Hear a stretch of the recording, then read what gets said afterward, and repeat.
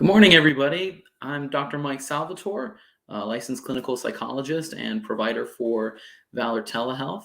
I'm really grateful and excited to be with everyone this morning, just talking a little bit about how to be creative in finding substantial evidence in getting your VA claim submitted and hopefully approved. A lot of passion for this work, and again, humbled and really grateful to be with everybody today. I have a lot of notes. Hopefully, I can keep track of all of them. And more importantly, I hope that it can be helpful to you. We also have a chat for questions. I'll try to keep an eye out for those as they roll in. Otherwise, we'll get to all of them by the end of today. I have a lot of material, so I will try to go slow and keep everything as concise as possible. Thanks again, everybody, for being here. So, when we're talking about your VA claim, one of the most important parts of that whole process is the evidence for substantiating your claim. And when I say evidence, I mean that you need to have documentation of some kind that either points the VA to the direction that of the exact stressor event or injury or whatever is going on with your claim, something that corroborates that event, or any other kind of evidence afterward that doesn't necessarily corroborate that event in particular, but identifies markers that something did happen and it's had an effect on you. There's really two kinds of evidence, what the VA calls markers, and these are especially used in cases where there's military sexual trauma, but it also applies to other kinds of mental health claims as well. So there's two kinds, objective and subjective. And I'll talk a little bit about those. We'll be spending a lot more time on the objective because that's really going to be the best part, the best effort you can make with your claim. And we're also going to talk about how you can be creative with those. So objective markers are hard, documented evidence. So anything on paper that you can give to the VA or that they already have access to and you can point them to, that's objective. Objective means that it is very specific, it is documented, it's written down, and it's measurable. The other kind of evidence that we have is subjective. Now, subjective, quite simply, is just your report or your statements about the things that have happened. And that's important too, especially regarding what's going on in your life right now and what kinds of symptoms you may be experiencing. Because the root of all of this process is helping the VA understand what life was like for you before you entered military service, what happened during military service, and how that has led either events that happened or injuries that you sustained while you were in, how that has had an impact on your life and ultimately led to some kind of mental health diagnosis. And what we're talking about today is finding evidence that will back all of that up, because understandably, the VA doesn't necessarily take everyone at face value. So if you're coming in and just saying all of these things happened, for my part, for the part of our providers, we believe you. That's why we're here, and we're going to advocate for you to the best of our abilities. However, most of the time, if not every time, that's not good enough for the VA. They want hard evidence to back up what you're saying. And that's what we're going to talk about today, especially objective evidence. And one of the main reasons why a lot of people get their claim rejected or dismissed by the VA is because they don't have any or enough of that hard objective evidence. So let's talk about that for a little bit. The core documents that I use and many of our other providers use in order to substantiate claims, evidence that we review and use as part of our clinical rationale to back up and support your statements. These are things like your DD-214 and separation documents, any medical or mental health records that you have, and your existing benefit information. Because again, a mental health condition that you're claiming, we have to prove that it is either incurred in service because of your service and events therein specifically, or it's arisen because of another service connected injury you have, whether that's medical or mental health. There are aggravation claims where you have something pre existing before you went into the military and service, or another injury exacerbated, aggravated, or otherwise made that worse. But more often, we're talking about new conditions that are coming about. So those are the core, and usually what most people can find and give to us. That's your DD-214, your VA Blue Button medical records, and then any existing benefit information. That is typically what I see and typically what I can use. However, sometimes it's not enough. And this is where we need to get a little creative, because it's one thing to say that you have an existing medical service connection that is a physical injury, but how do we connect that to mental health problems or behavioral health problems that arise from those medical complications? And you may have experiences of depression or anxiety or PTSD that have arisen from specific events or just the general tone of your service. But how do we prove and how do we show that happened? Because the VA will accept claims that are submitted as long as there is substantial documented evidence for that. So what are other kinds of evidence that you can have? Well, a lot of times people will not have record on their DD-214 specifically discussing deployments or job duties or things like that, that somewhat falls to you to explain to our providers, some of whom are not as familiar with the military or certain specialties or periods of service. So that's subjective. You explain to us kind of your experience. And then the other part is us what we call operationalizing or explaining how those events have an effect on one's mental health. So I have seen people with certificates or letters of appreciation that kind of document when a commanding officer or superior enlisted person in their chain of command made a specific comment or documentation, giving them some kind of accolades for things that happened during service. And if we can, because again, this doesn't, for PTSD especially, doesn't have to be all combat. It does have to be what we call hazardous and stressful. So if you had a hazardous and stressful specialty or assignment, and you have documentation such as a letter of appreciation, good conduct, any kind of documentation, officer evaluations or enlisted personnel performance and evaluation reports, those are very important for us because we can say these are specific job duties and they're difficult. Military is a hard job in general. Some of those in particular can lead to very specific mental health outcomes. And we're talking about PTSD specifically. Let's do the quick breakdown of what is a stressor event meeting specifically criterion A for DSM-5 PTSD.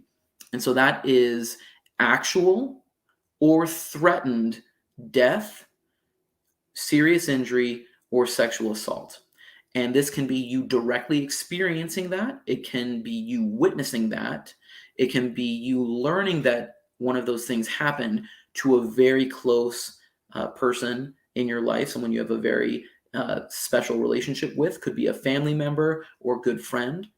And then the last is repeated exposure to what we call aversive details of that nature. So this could be first responders, just the very high tempo, fast-paced, stressful nature of their job, dealing and helping people who are having those kind of events happen to them day in, day out. Or if you're reviewing those kind of documents, you're in the intelligence community, seeing all of that come in. All of those things can be traumatizing. So any certificates or documentations from your time in service that can corroborate certain events, stressful or otherwise, those are very important. And this isn't just limited to deployments or certain assignments. This also applies to certain schools and trainings that are more intensive than others. So The Army, these could be your Q courses for special forces. In any branch, it could be your SEER training, survival, evasion, resistance, and escape. I hope I got that right. It could be for those who have a combat MOS, even if you don't have a combat deployment, a lot of times there's a lot of field exercises and trainings where you're going to witness a lot of serious injury, sometimes death. So if you have documentation that can corroborate those things happening, that you were there at a field training or you attended a certain school where there is an expected amount of hazards and stress, please give that to us because we can use that to substantiate your claim. This can also include being stationed in certain areas of the world at certain times.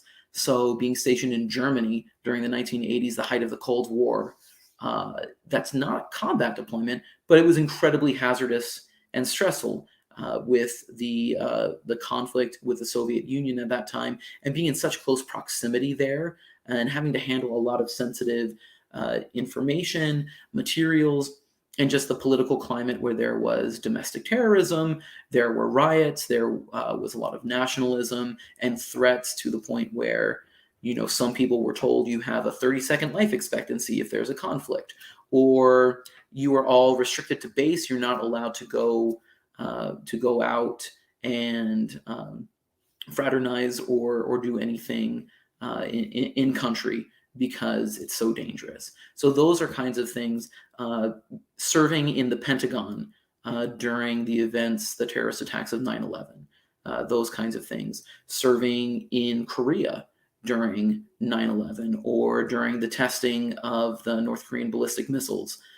Things that are very hazardous, very stressful. Maybe you're not directly involved, but there again is that serious threat or actual death, serious injury in those kind of cases. Or you're being repeatedly exposed to trauma. Some of those things like being stationed on a naval vessel and maybe you're not in a combat zone or theater, but you're in a place that is dangerous and general quarters is being sounded all the time. And there's studies and even just your subjective report.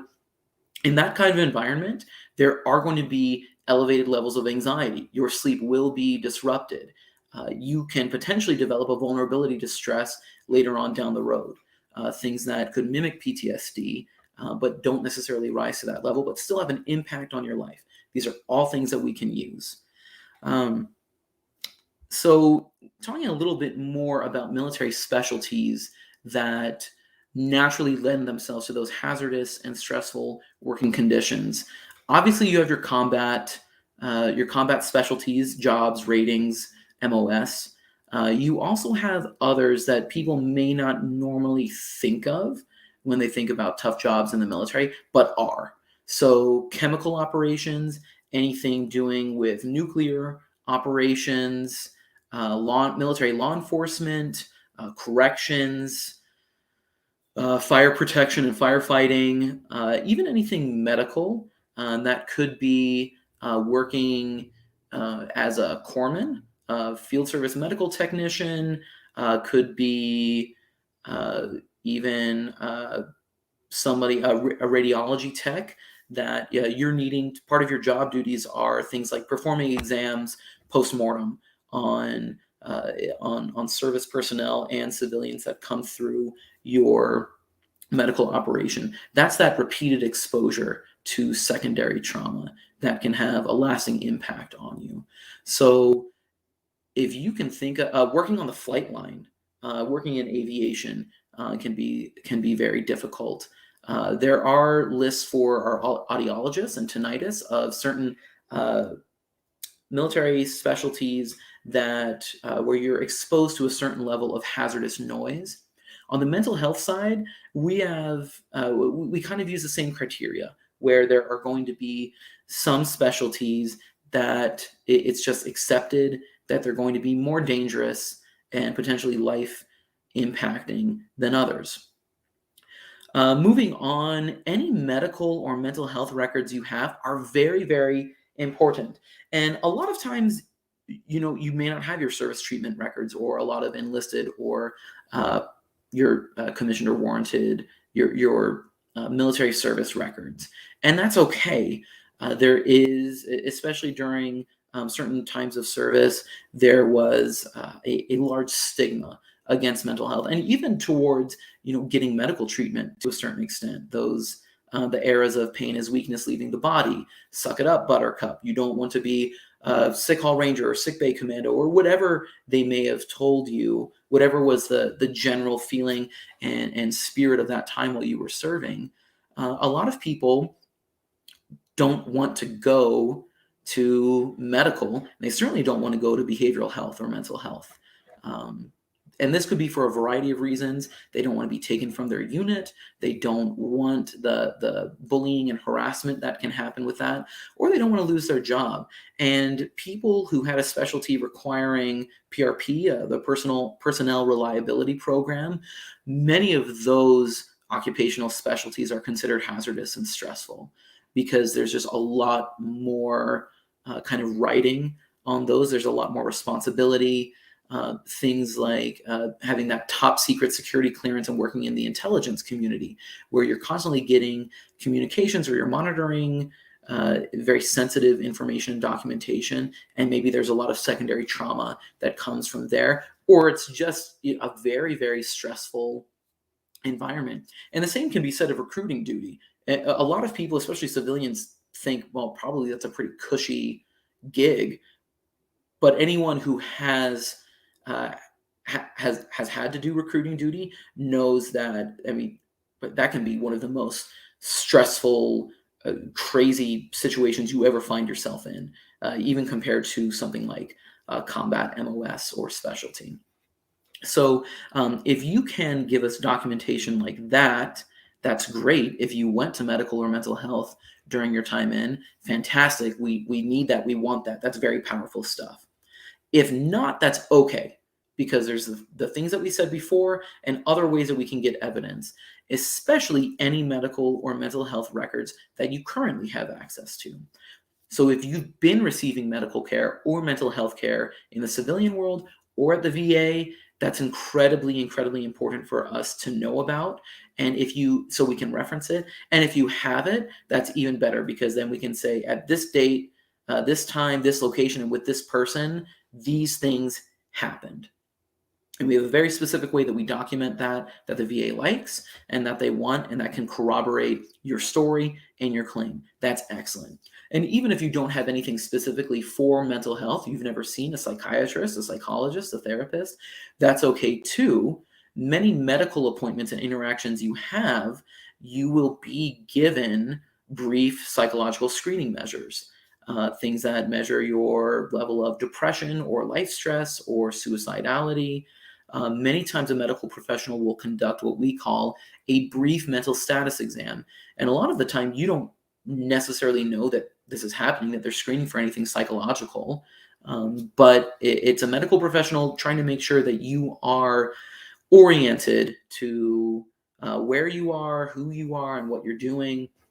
And anything that you may say or do could potentially be documented. So even something as simple as a veteran came in for their well check, their annual physical, and said that their sleep has been very poor. Poor sleep, that's a marker. That's something that our providers will latch onto and use as hard evidence to help back up your claim.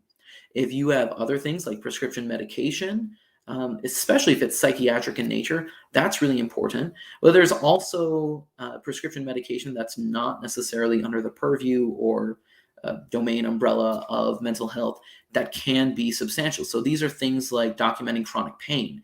If you are taking prescription pain medication, opioids, we can say, well, clearly there's been intense chronic pain because look at this long list and long history of needing to take this medication. There's also medications for that also can be used for psychiatric purposes. So things like gabapentin, I've seen prescribed for mental health, but primarily, it's used for nerve pain.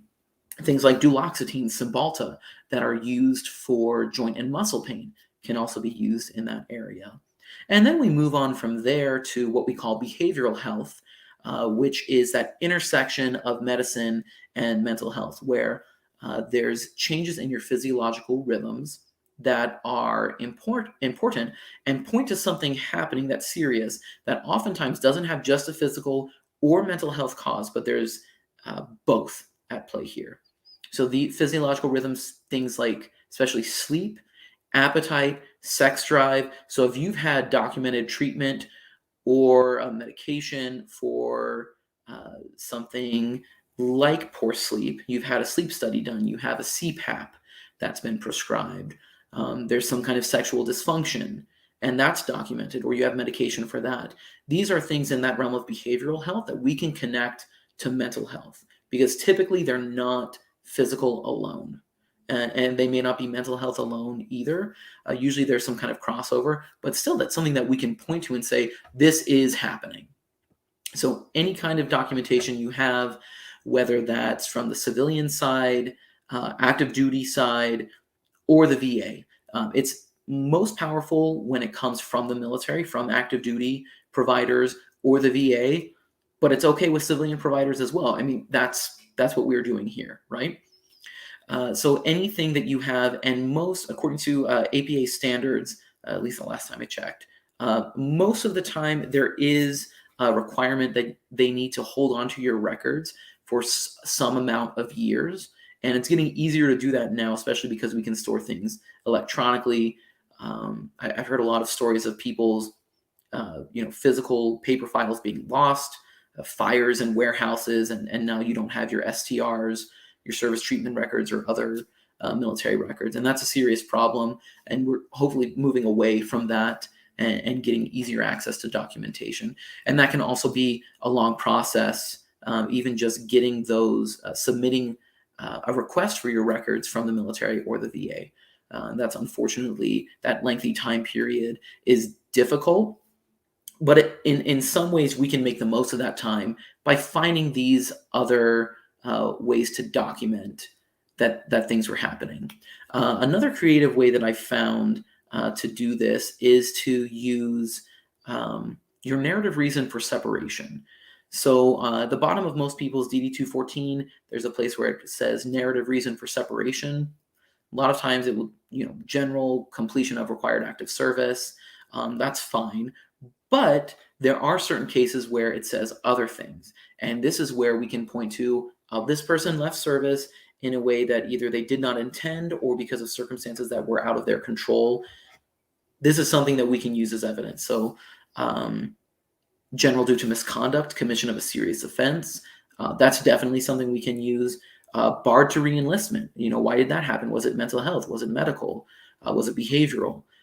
Permanent disability? Or other kind of condition, parenthood, seeking education, anything that we can point to and then get your subjective report, your take on why you got out at that time, what were the circumstances, and how has that affected you. Very, very important. Now, we also have something that we call a statement in support of claim. This is very important, and it can be informal, something written down, or like a Word document. There is a specific form that the VA likes people to fill out their statements in support of claim on. So I would definitely recommend that any chance that you can.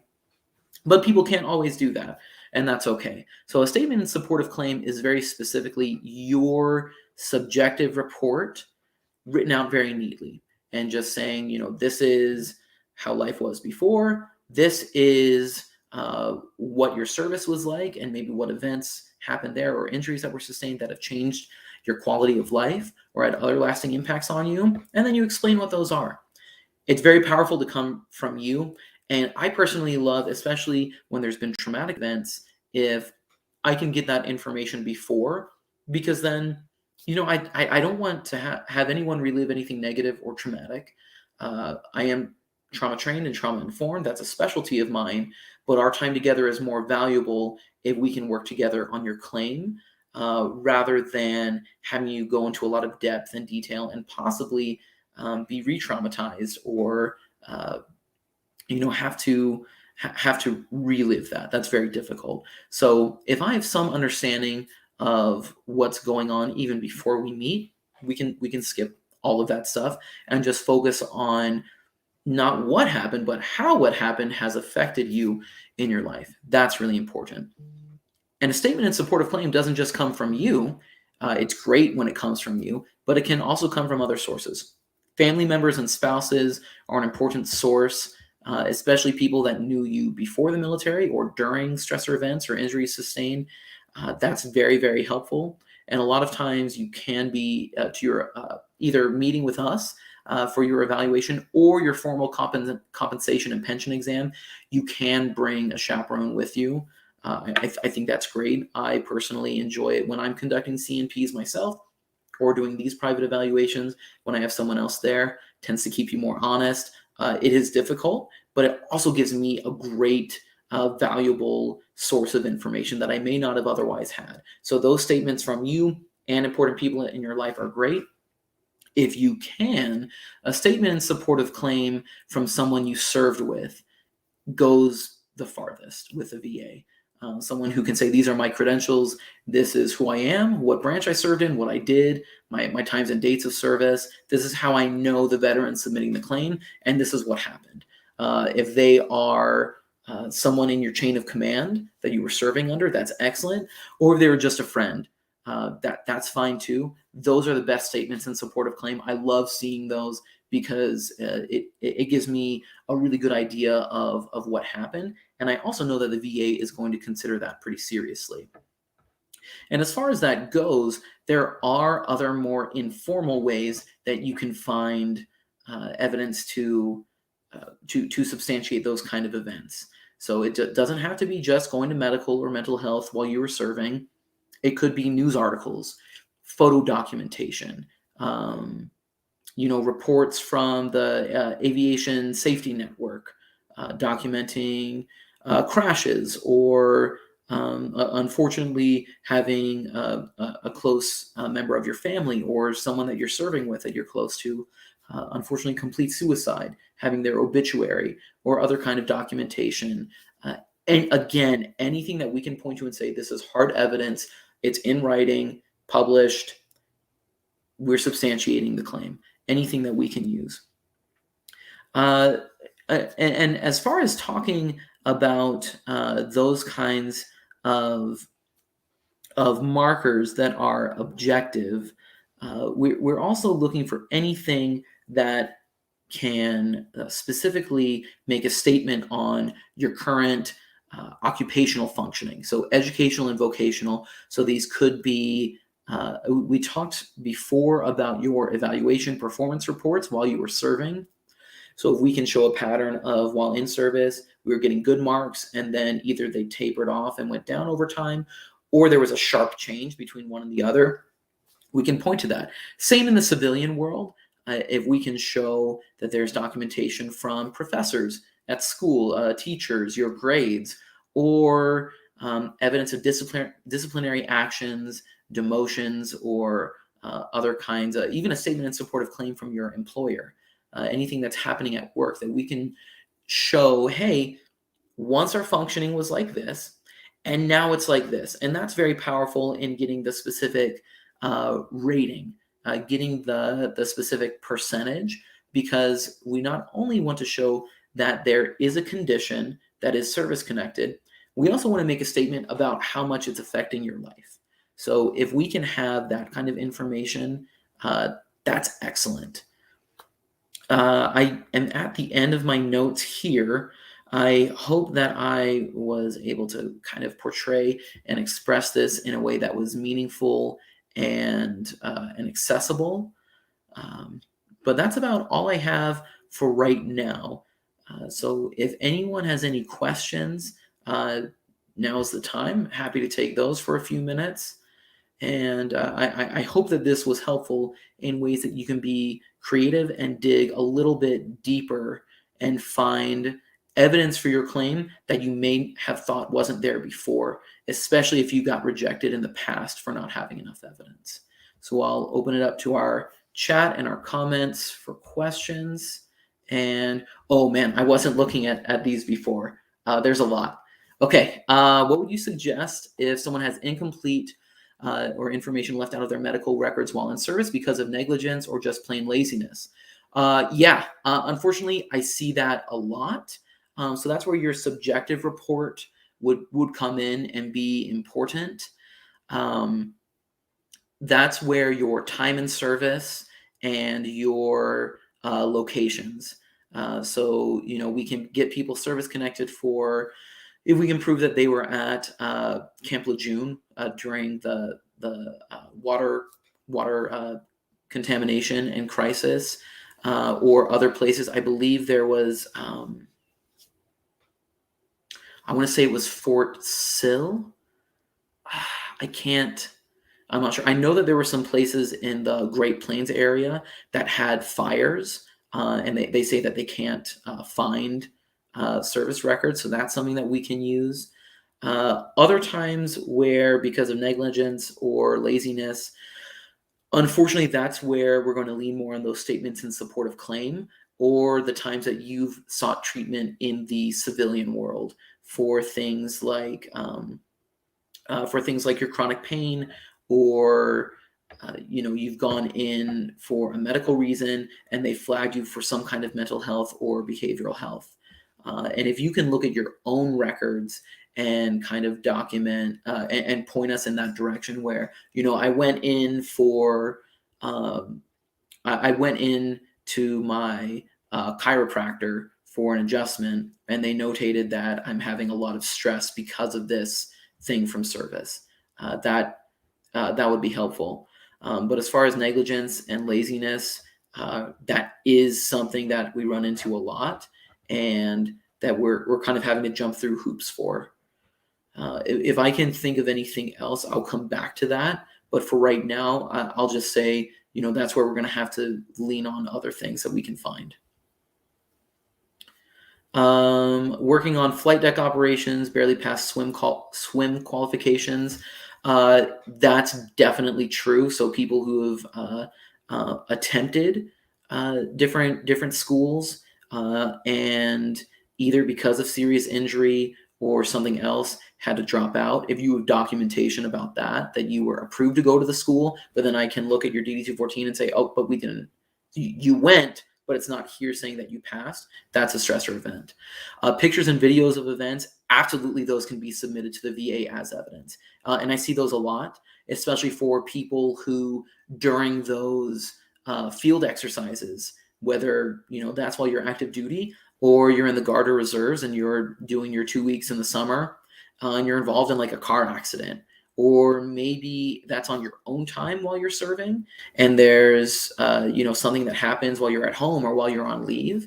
If you take a picture of that, that's fantastic. I've also seen that used, corroborating that people were close to someone else who was killed overseas or on deployment or by accident or completed suicide, saying that, oh, look, here's a picture of them together on social media before that event. Clearly they had some kind of intimate, close relationship, with platonic, otherwise. Definitely pictures, videos, that documentation's great. Let's see. Leave and earnings statement that shows imminent danger pay. That's imminent danger, served in a designated imminent danger pay area. That is, whenever I see that on a DD-214, my eyes light up. I'm like, that is a surefire way to go. And that'll be on your VA blue button records. That'll be on your DD-214 usually.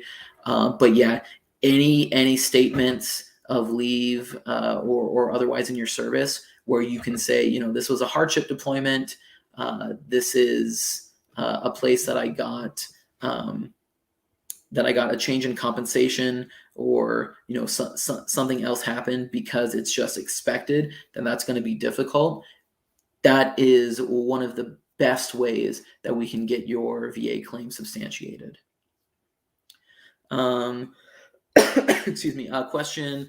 I keep getting turned away due to not enough active duty points. Did 6 years reserve plus 2 more. Sometimes I do see that where there's not a lot of documentation as far as net active service. As long as you can prove that there was service, I have seen people turned away from the VA for treatment specifically because of, not being service connected or not having enough time served. But most of the time, we can still get you service connected for a condition. So as long as you can prove that you did serve, however you do that, whether it's military service records of some kind or separation records, that's enough. And then, of course, all the other evidence. Any tips for evidence regarding severity? Sure. So I spoke briefly about this before. So kind of those statements in support of claim from family members and friends are very important. And then any records that you may have from an employer or an academic institution, that's important. Otherwise, really, a lot of that responsibility is on us as providers to, again, I use that word operationalize, to take what you're giving us in our subjective report and then showing what kind of, I don't want to say that we're like a symptom check boxes and going down a list, but there is utility in both clinical diagnoses, as well as that is what the VA uses as their standard. So there are standards of levels of occupational social impairment. So you can get service connected, and I believe the mental health percentage ratings are 0%, 10, 30, 50, 70, and 100.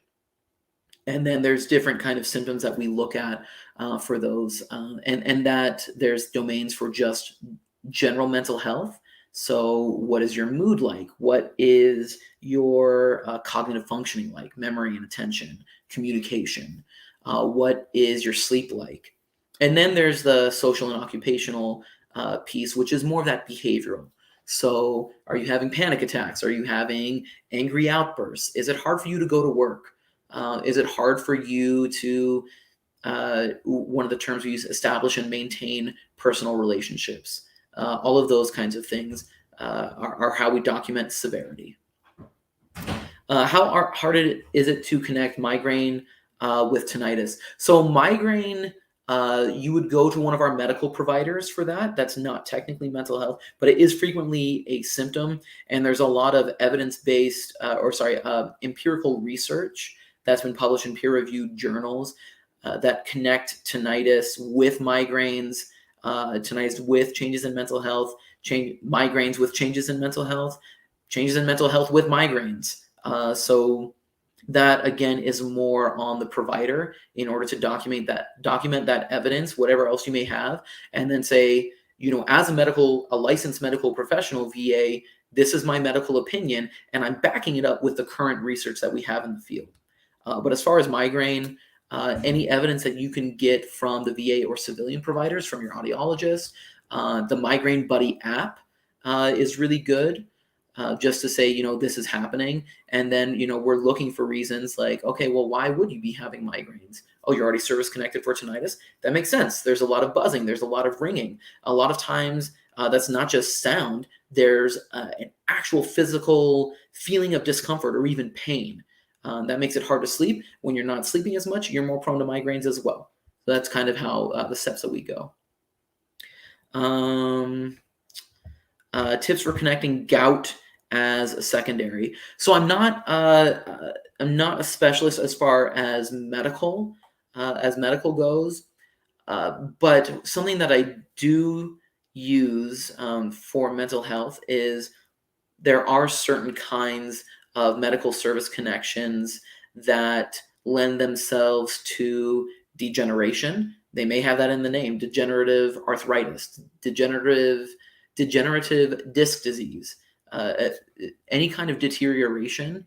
It's kind of a given, or it's expected that with certain kinds of medical conditions, it's going to eventually lead to other medical conditions, or it will open yourself up to that. So for instance, with autoimmune conditions, research suggests that typically you're more likely to you're more likely to develop another autoimmune condition every 5 to 10 years, sometimes more.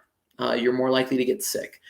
With things that have to do with your spine or your nerves, that's going to lead to some other things like radiculopathy. I don't know if I'm pronouncing all of these correctly, so I apologize about that. But those things, anything that is central, that has to do with muscle and joints or nerves, uh, typically we can just accept that in the medical field, or we can find our providers, all of our people. We're not just medical and mental health professionals. As part of our training, we're also researchers. We're also scientists. So we conduct research. We had to conduct research in school, and we're also adept at finding whatever research is out there in journals that are published and maintained by the best minds in the field, that are reviewed by scores of other professionals that hold it to a very high standard, and that we use those as the field is always emerging and changing, because what we have now is never good enough. We're always looking for more information so that we can assist in treatment. And that the same thing goes with these secondary medical conditions or mental health. So if we can look to an existing service connection that you have and say, wow, this is a major medical condition, or we can look at it and say, well, maybe there's an impairment on one side of the body. Okay. We know that's not going to remain on one side of the body for forever. It's going to move to the other side because you're having to pick up the slack, uh, or there's a misalignment of some kind. So that's where that subjective piece comes in, of you explaining, hey, I'm not able to work out like I used to do. And one, that makes me depressed. But two, because I'm not as active, I'm developing some of these things like gout, where I'm not able to move around, and I'm not feeling good. Maybe there's a change in diet. That's pretty straightforward for us to do. Any other questions? Use Telemedica for migraine claim the VA didn't consider the IMO. We do see this sometimes, unfortunately. That can depend on your area. That can depend on your ratings and review board. Typically, as long as, all of our providers are licensed. So it is more of a question in that case of who did you see for your C&P exam? Because a lot of times the ratings and review board will depend on those as well. And if the person conducting the compensation and pension exam dismisses evidence, or they don't include it in their report, a lot of times that can be overlooked by the ratings and review board. In that case, I'm not a veteran coach, but I do understand that there are appeals processes there. So you may have to, send that up to a higher authority and power. I had this done by this licensed medical professional. It is legitimate. This documentation, none of my documentation should be overlooked. So I know that does happen sometimes. I apologize on behalf of us when that occurs. But there are steps that we can take, and sometimes unfortunately, it does take multiple claims being submitted before you get the outcome or the assistance that you need. And in the meantime, as much as it sucks, I would say let's use that time to gather more evidence and make that IMO or that claim stronger. Any other questions?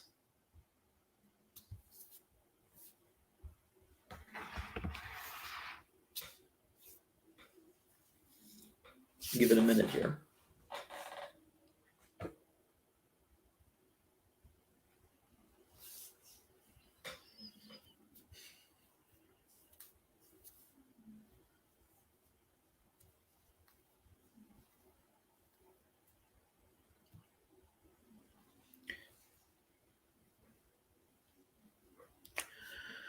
Okay. Well, if there's no other questions, I think that'll about do it. Thank you, everybody, for your. Oh, here we go. What changes do we need to show for a service connection for headaches, besides how it affects you at work, financially, and socially, for an increase from 10%? So again, if you're service connected for headaches, that's medical. But that's where I would say bring in your statements in support of claim from other people. I would bring in, as far as work and financially, if you've had supervisory reprimands or you've been put on like a performance improvement plan or something like that, bring that in. You could even, if you feel comfortable, submit pay stubs showing that you've had to take um, sick leave, vacation time, PTO because of these things. Um,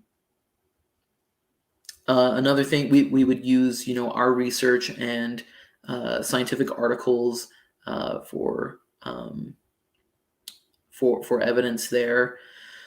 But otherwise, it's also about the symptoms that you are experiencing. So if you can subjectively or just and again, it's difficult, but try and be as open and honest and even vulnerable as you can be with these things and explain to us how it's affecting your life. Then we, as medical professionals who are licensed, can, again, I'll use that word, operationalize and show, you're meeting this criteria here as far as occupational and social impairment. And there are specific definitions for each of those.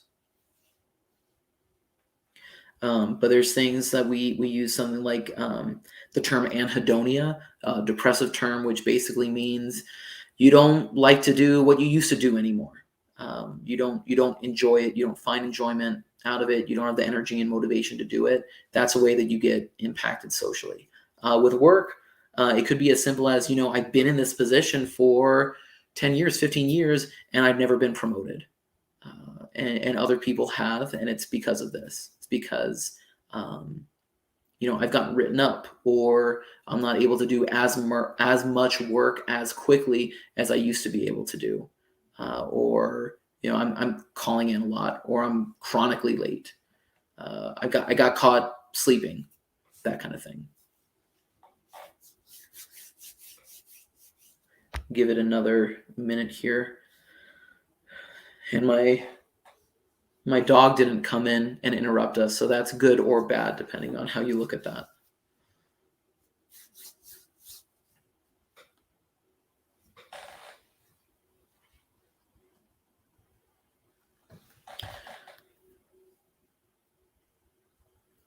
I had MST in the Army, reported it to platoon sergeant, did nothing, and I was afraid to follow up. Now what?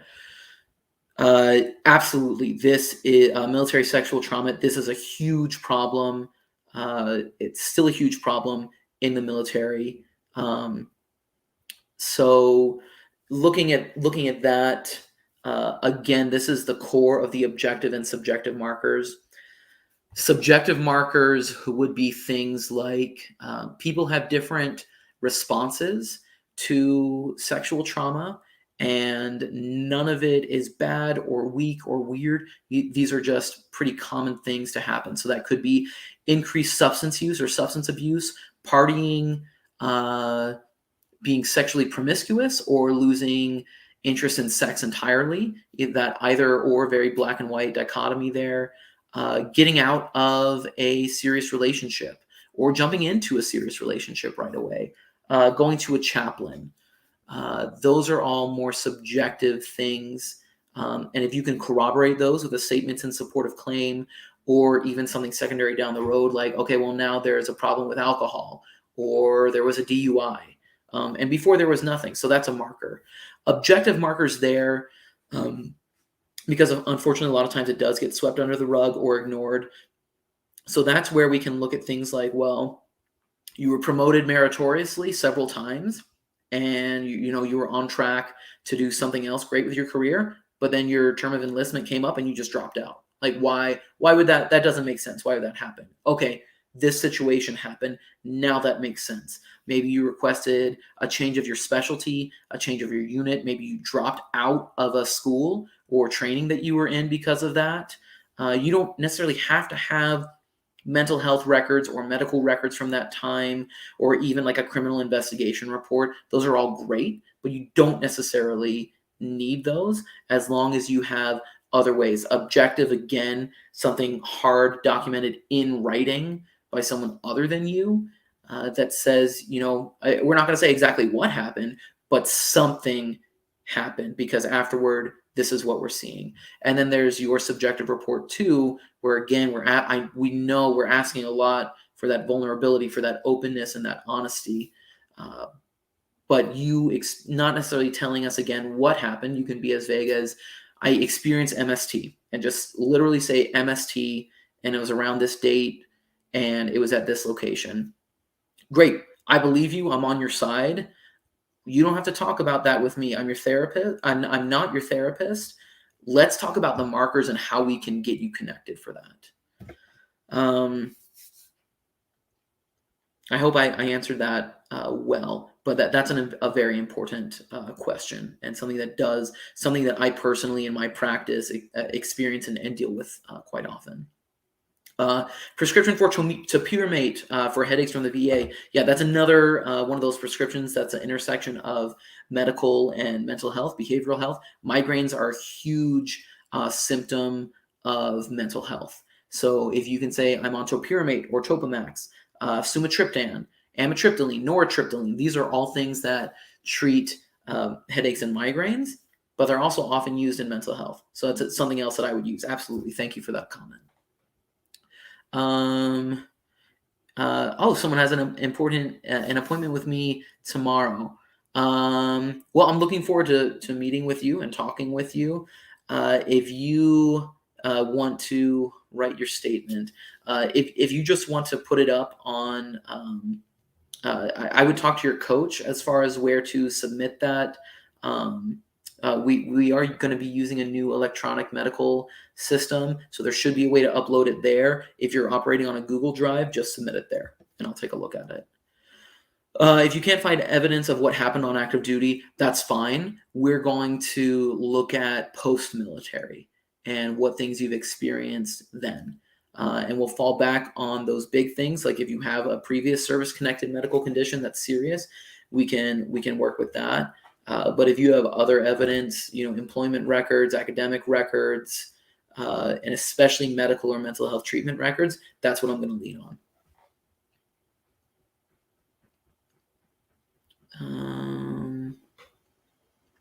Other questions?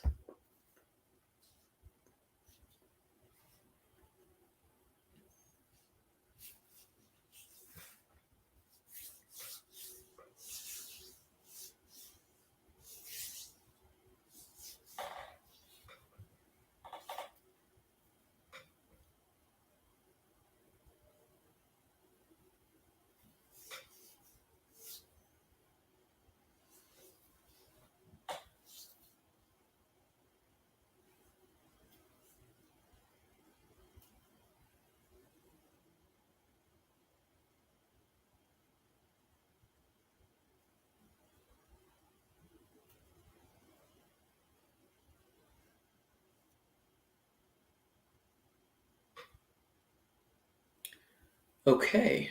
Well, I don't see any other questions.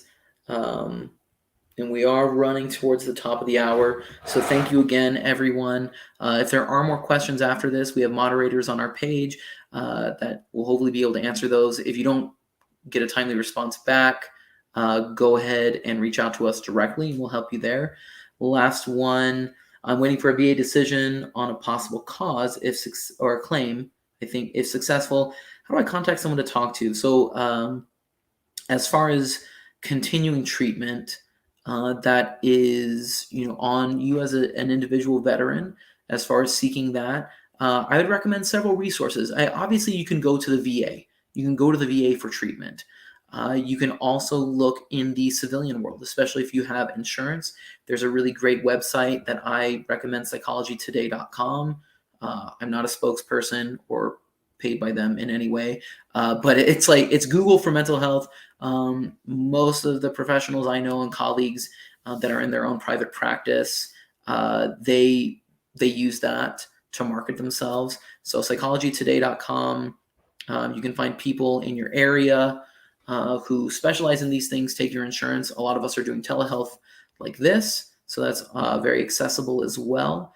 But yeah, you can always go to the VA, and we are also expanding services in the coming months to offer ongoing treatment. We're looking at peer support groups. We're looking at individual and group therapy, possibly prescribing services going forward. So there's a lot of options, and a lot of times it's just about getting a consultation, or maybe even more than one, and just seeing what's available to you and what works for you, because there's guidelines of what works for most people, but not everything works for everybody. And as far as signing up with us, I believe you can go to our website. You can contact our customer service department, and you can also message our Facebook page or other social media. Here is our email address for customer service at telemedicallc.com, and our direct line to that department as well, 512-883-8446. All right. Well, thank you all again for your time. Again, very thankful for all of you for this opportunity to speak to you. I hope it was helpful, and thanks for everything that you do for us. We're going to continue working and doing our best for you as well. Thank you. Take care.